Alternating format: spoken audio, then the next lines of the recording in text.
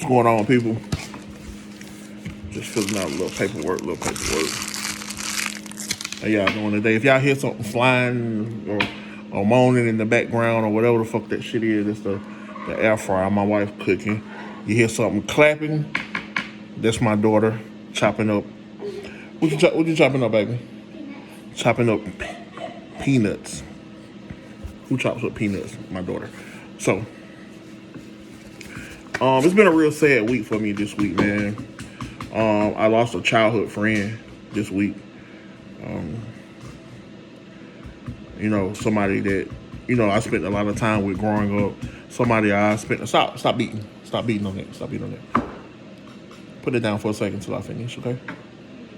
But yeah, somebody who I spent a lot of time with growing up, somebody I spent a lot of time looking up to, wanted to be like.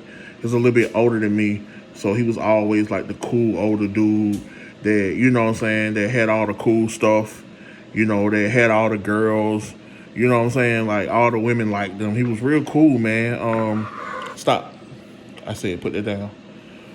He had went off into the military, and he was able to go over to Japan and serve time for the country.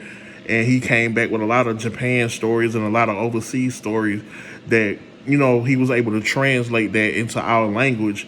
And I was able to kind of see the world through his eyes and his experience. And I knew nothing about Japan or, stuff like that growing up. But the way he told the stories made me want to go there, made me want to go visit because of the things he told me about. He was the first person that told me Japan had a drink machine that you can buy beer out of. You just walk up, boop, and I was like, "What? You lying?" Like, and he just told me. He happened to be over there when Outkast ATLiens album dropped. And he was like, he had it before anybody. I'll never forget this too. He told me he had it before the United States had it because of the timeline thing where Japan is like a day early or whatever. But he never let us forget that, he had it first and things like that. He was a real ATLien. He was a true ATLien. He was a real Atlanta native. Grew up in Allen Temple. And moved over to Cascade, the west end of Atlanta. Like, he was a real Atlanta dude, like a real Atlanta person. Like, he was from Atlanta, born and raised, as am I, or whatever, which you don't find it too often anymore. But anyway, man, we lost him earlier. This week, Tuesday. And he died from complications from being shot. When we were younger, he got shot maybe 2001, 2002-ish, maybe 2003. Between like 2001 and 2004, he got shot and he got paralyzed, and he had been in a wheelchair the durations of ever since then. And unfortunately, he passed away from complications from that or whatever. But it's just been heartbroken all week. And normally I've been trying to upload every day to kind of talk to y'all and just kind of share this growth as I continue to become who I am, especially since everybody who been with Atlanta Praying and this channel since day one, since before I got married, before any of the kids, anything. When I started making beats on my daddy upstairs. And I just been trying to be consistent about trying to upload, but I just been heartbroken this week, man. I just been heartbroken, man. Besides losing other people in the past month or so, friends and things like that, this one really just broke my heart.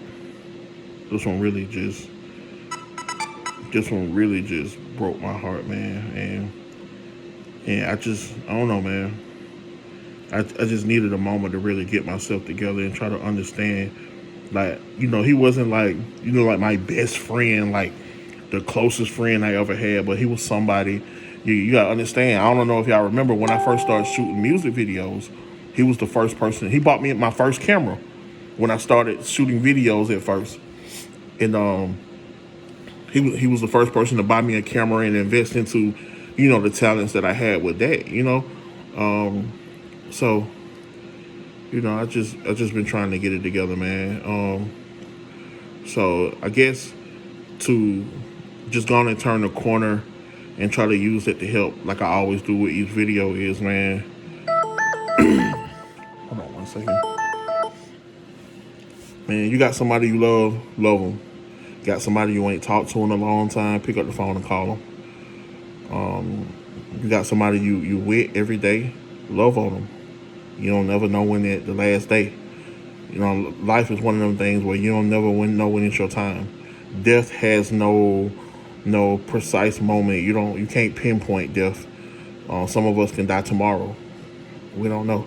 So while people are alive today, you love them and you tell them you love them and you hug them as much as you can and you give them the best energy you got and you love on your people while they're here, because once they gone, man, they gone. You know, all you got is the memories left. So